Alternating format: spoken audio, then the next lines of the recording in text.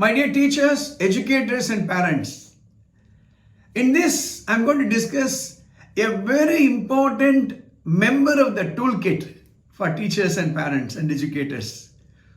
Cognitive Behaviour Therapy, CBT.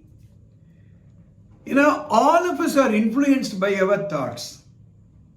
I have a quotation of Albert Einstein which says, "The world as we have created, it is a process of our thinking. It cannot be changed without changing our thinking."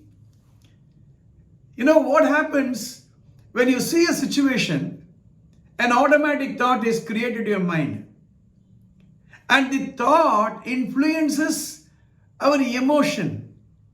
The emotion changes our feelings, and together they trigger our behavior. Let's say that you are walking on the road and I say hi and you don't reciprocate. That will create an automatic thought in my mind.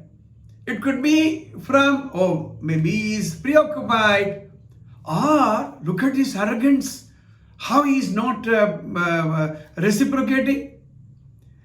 Now, depending upon the automatic thought, next time when I meet that person, my behavior will be accordingly modified, or it will be a result of my automatic thought. In a classroom, we deal with emotions, we deal with feelings, right? The children will do many activities. Some of them could be disturbing.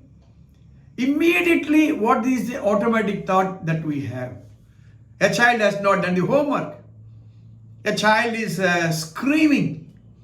A child is, speaking disrespectfully, right? Or your principal does not give you the leave that you want, or a parent is shouting, right? Or something is taking place, various activities, behaviors of people.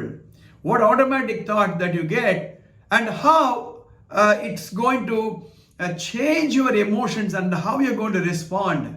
It's an amazing area. It will completely reconfigure your response to other people's behavior.